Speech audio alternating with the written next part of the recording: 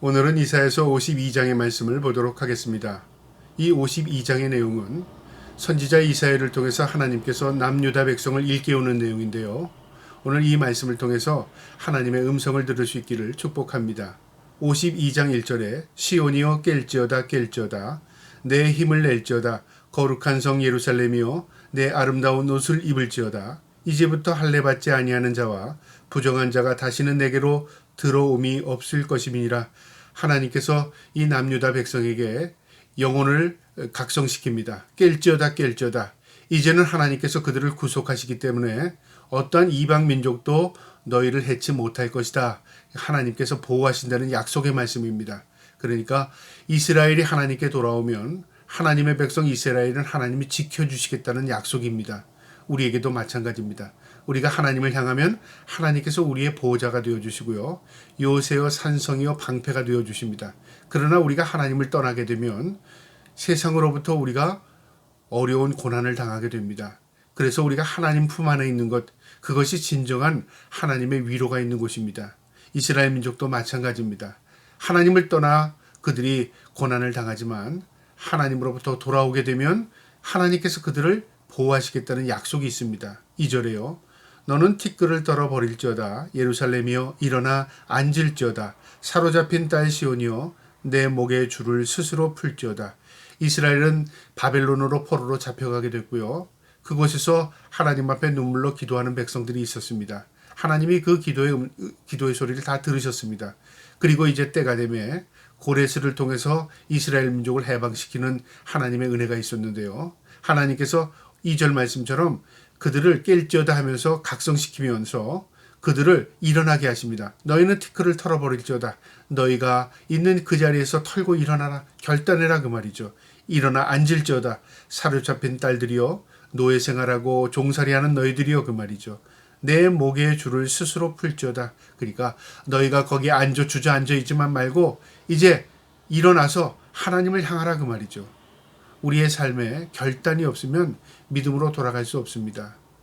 우리가 추구하는 모든 것들이 하나님과 관계없는 것이라면 그것을 다 털어버려야 합니다. 그것이 결단이고 그것이 하나님께 돌아가는 것입니다. 이스라엘 민족도 하나님께서 돌아오라고 하시면서 내 목에 있는 줄을 스스로 풀랍니다. 그러니까 하나님이 풀어주시는 게 아니라 내가 결단하면 하나님이 도와주신다 그 말이죠. 네가 결단하면 하나님 널 지켜주시고 너를 인도하겠다 그 말입니다. 3절에요. 여호와께서 이와 같이 말씀하시되 너희가 값없이 팔렸으니 돈 없이 속량되리라.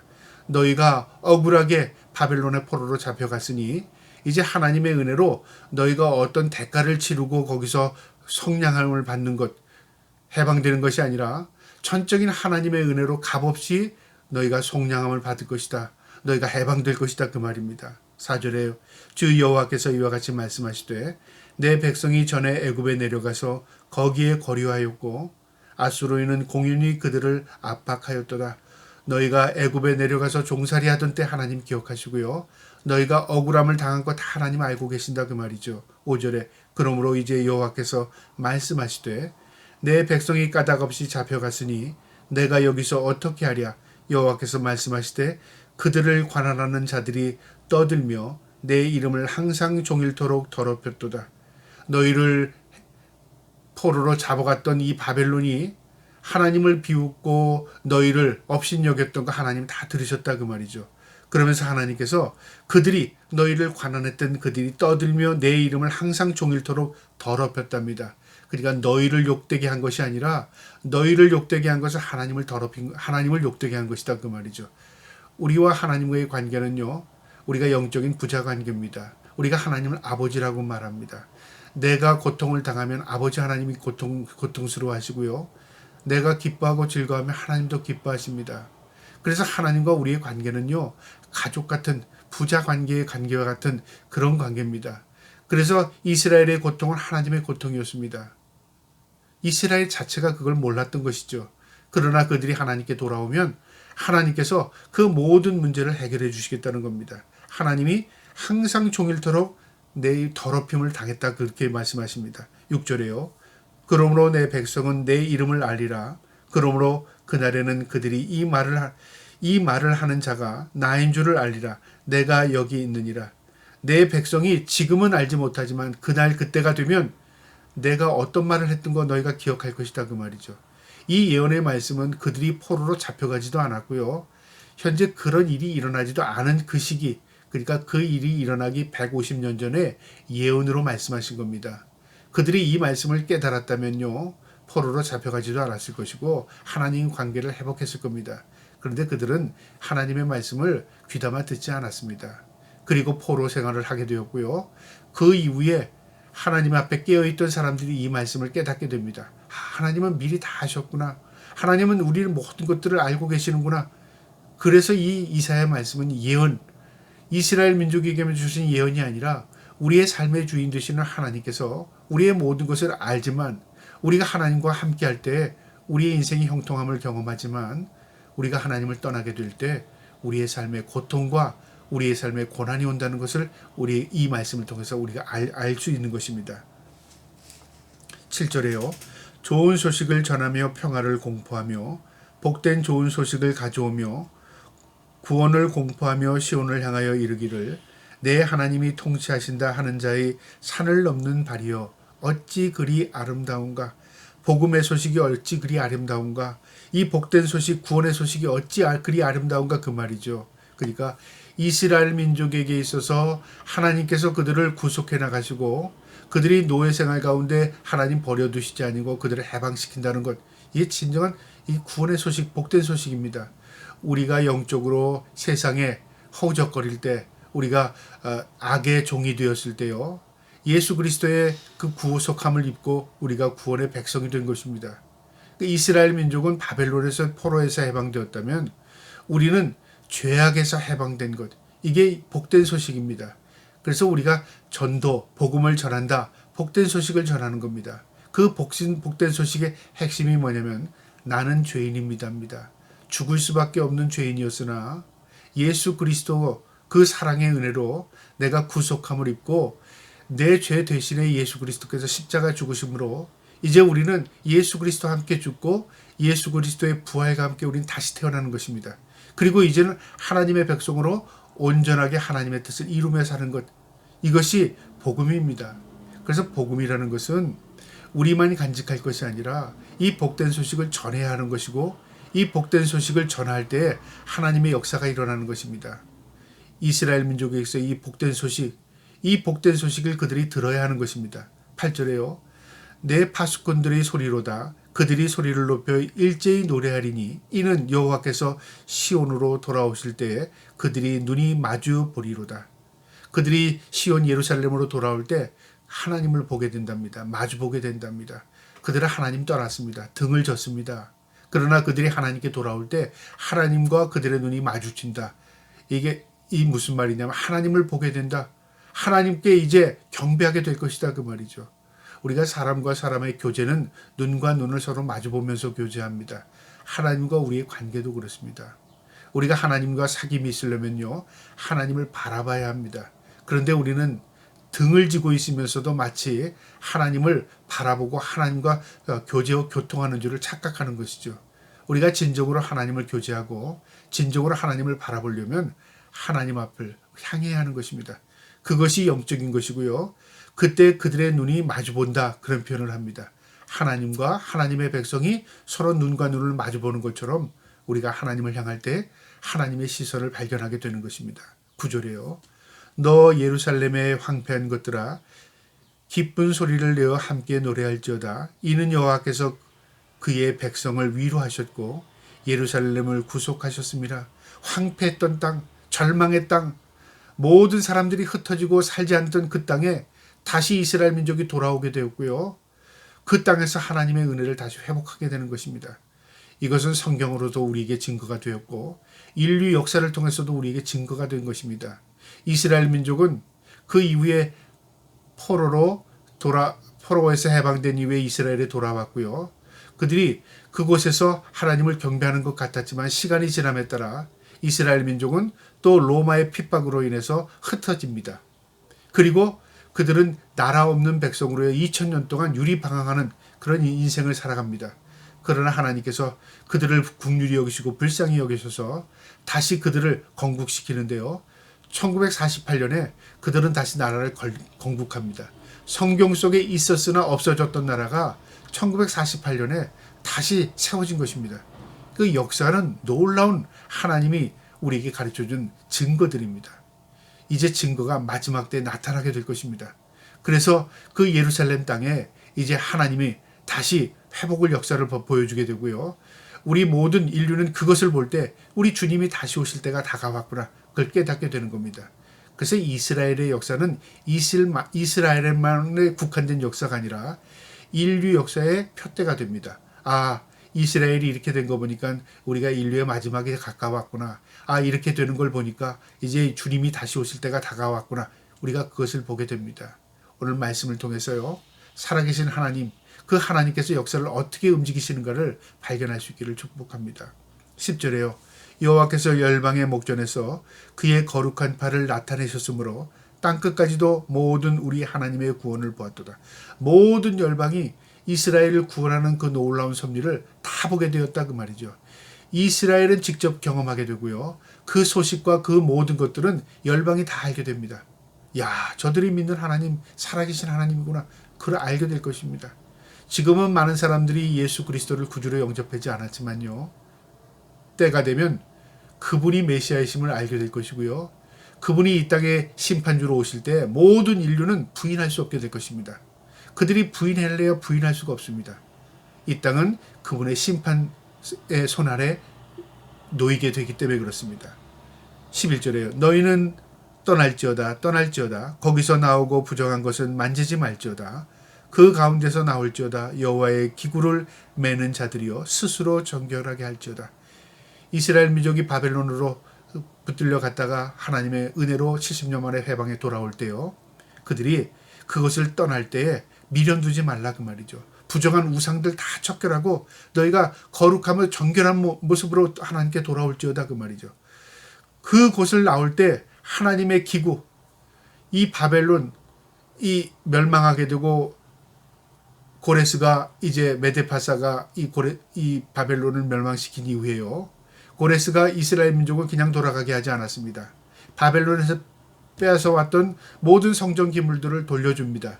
그들이 그 성전 기물들을 다 어깨에 메고 다시 돌아옵니다.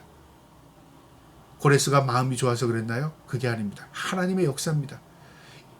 역사의 주관자가 하나님이라 그 말이죠. 승리의 왕일지라도 그 위에 하나님이 계시다, 그 말이죠. 그래서 하나님의 은혜로 그들이 다시 회복의 역사를 경험하게 되는 겁니다. 그러면서 여호와의 기구를 맨 자들이여, 하나님 앞에 돌아오는 자들이여 스스로 정결하게 할지어다. 우리가 하나님 앞에 서려면 우리가 준비해야 할 것은 다른 게 아니라 우리의 정결함입니다. 깨끗한, 그래서 요한계시록에 우리가 하나님 앞에 설 때 옷을 입어야 되는데 그 흰 옷이랍니다. 그것이 거룩입니다. 정결함. 우리가 거룩함으로 사는 것, 우리 주님을 맞이할 준비하는 것입니다. 그래서 예수 그리스도는 영적으로 우리의 신랑이 되시고요, 교회는, 성도는 신부가 되는 것입니다. 예수 그리스도를 맞이할 준비의 기간인 것입니다. 저와 여러분이 신부로서, 영적인 신부로서 예수 그리스도를 맞이할 준비할 수 있는 이 땅에서의 기간이 되기를 축복합니다. 12절에요.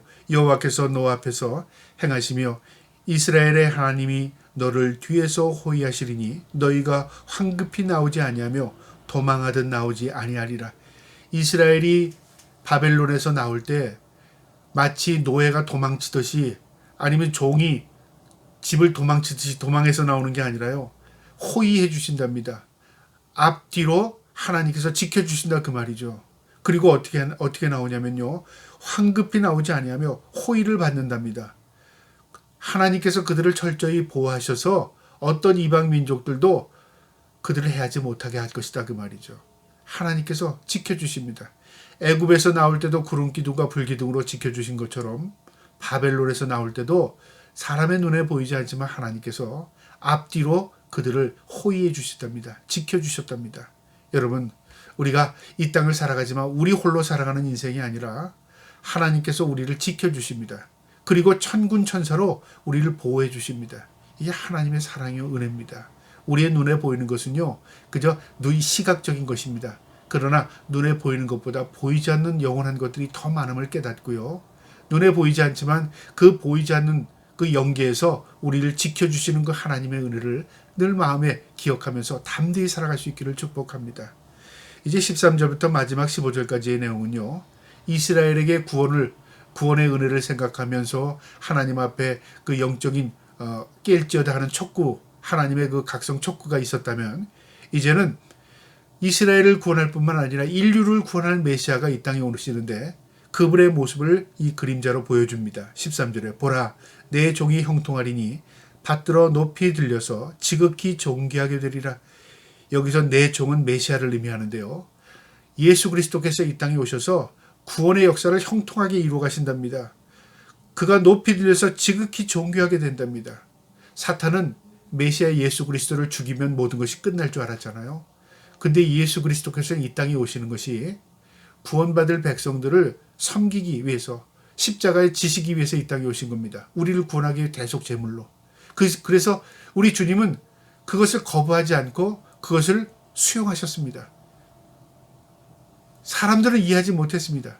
그러나 예수님께서 십자가 지신 이후에 그 십자가의 부활을 통해서 예수 그리스도의 죽음은 우리를 구원하시기 위한 십자가였고 그분의 부활은 우리를 새롭게 거듭나게 하시는 은혜였구나를 깨닫게 되는 것입니다.